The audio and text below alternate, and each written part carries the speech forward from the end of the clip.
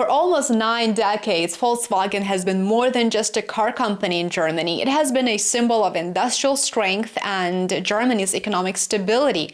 That is why what's happening right now matters far beyond one factory or just one brand. For the first time in its 88-year history, Volkswagen is shutting down vehicle production at a site inside Germany. And of all places, that site is Dresden. As Chancellor Merz's government is focused on militarization and preparing for war at any cost, even at the cost of cutting social spending and hurting his own constituents, German economy is falling apart in front of our eyes. What's going on with Volkswagen, one of the oldest and biggest German manufacturers and arguably one of the oldest and biggest European car manufacturers, this is a clear testament to that. It is also a direct result of an increase in energy costs after the EU willingly and arguably joyfully cut itself off of Russian energy resources.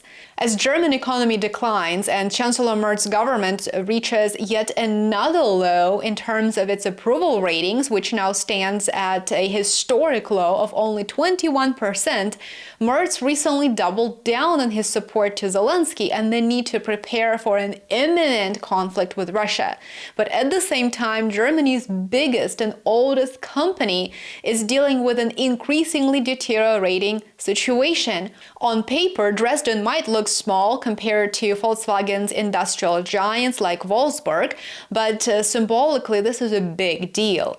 Production at Dresden will stop in mid-December. It will mark a historic first for Europe's largest automaker, not a temporary pause, by the way, not a slowdown, but an outright end to manufacturing at a German facility.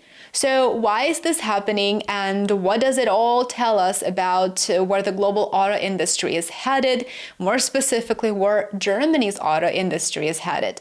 To understand this, you have to look at the pressure Volkswagen is under right now. The company is being squeezed from almost every single direction.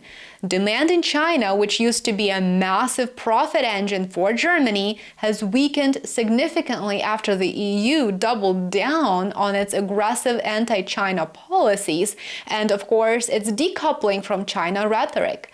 European demand has cooled as consumers hesitate over high prices and economic uncertainty.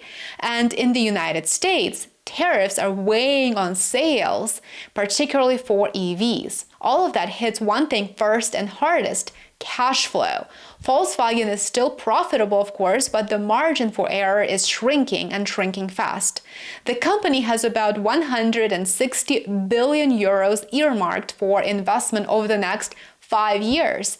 But even that figure is already down from earlier plans. Just a few years ago, Volkswagen was talking about spending closer to 200 billion euros over a similar period of time. What changed is not just market conditions, of course, but assumptions. European EVs have been more expensive than Chinese EVs, and European consumers actually prefer more cost-effective options from China, which hurts European automakers. On top of that, automakers planned for a rapid transition to EVs. We've all heard so much about that green agenda, and they hope to do that relatively quick. They wanted to phase out petrol engines. That transition is now looking slower, it's looking messier and more expensive than expected. Fossil fuel engines are likely to stick around longer, which means it requires new investments. And of course, it requires updated gasoline technologies at the same time as these automakers are pouring money into their EV technologies. And they're pouring money into software, batteries, and autonomous systems. Volkswagen's chief financial officer Arno Arntlitz has already warned that cash flow will remain under pressure moving forward. So do you think it means there are going to be more plant closures? Of course there will be. He's effectively saying the company will continue cutting operational expenses to stay in business, to gain that profit margin, to make its stakeholders as happy as they can possibly be. As one analyst puts it, Volkswagen is now actively looking for ways to cut spending and to boost operating profits wherever it can. And that's where Dresden comes in. This is just the first sign. This move also fits into a broader restructuring plan that I've discussed in a previous video.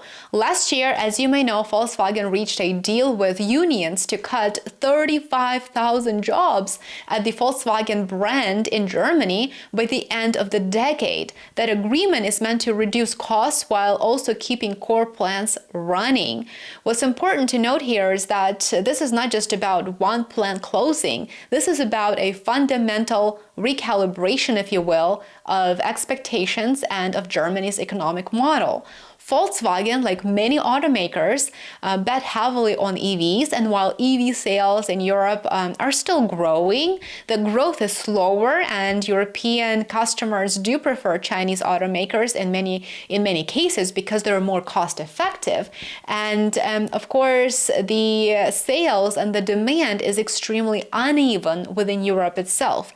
As the result of that, Volkswagen is now adjusting production at other German plants as well. This is not just about Dresden. At Zwickau, for example, an electric-only factory, production was halted for a week in October. At another plant, at Emden plant, employee hours have been reduced and several production lines will shut down for multiple days.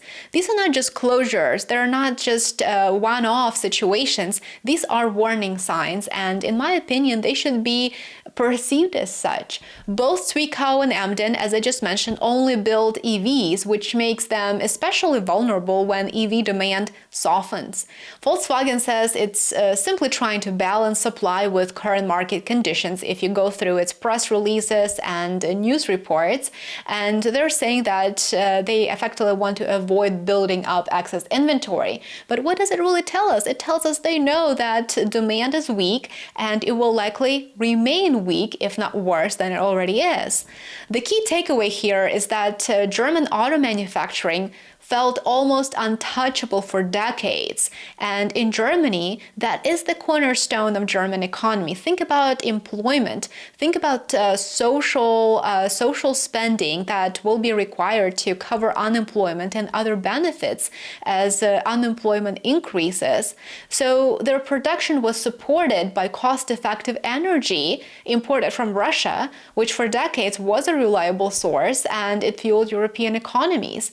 But now that the EU is dead set on rapid militarization at all costs, it's going to have to explain to its population why the standards of living are declining, and the EU government, especially Germany in our case, Chancellor Merz, will have to manage social discontent and manage declining economic performance as they move forward with their failing foreign policy and domestic policies too. Plans might slow down, but closures inside Germany were previously unthinkable. This is not a typical situation. And so, as we can tell now, the assumption that German automakers are somehow protected no longer holds. And if Volkswagen, the heart of Germany's economy and German industry, is willing to shut down production at home, to cut employee hours, and to effectively do whatever it must to decrease operational expenses, it raises a bigger question. Who's next? And how much more change is the industry really prepared for? Let me know what your thoughts are on this topic. If you are in Germany, please comment below and let us know what you see, what you hear, what you experience. We would love to hear from you. Thank you so much for watching as always. Thank you so much for your support, and I do appreciate every single one of you who has become a paid subscriber. Thank you so much for your support here on YouTube, on Substack, and Patreon. I really do appreciate every single one of you. And I will see you back here tomorrow. Have a great rest of your day. Take care.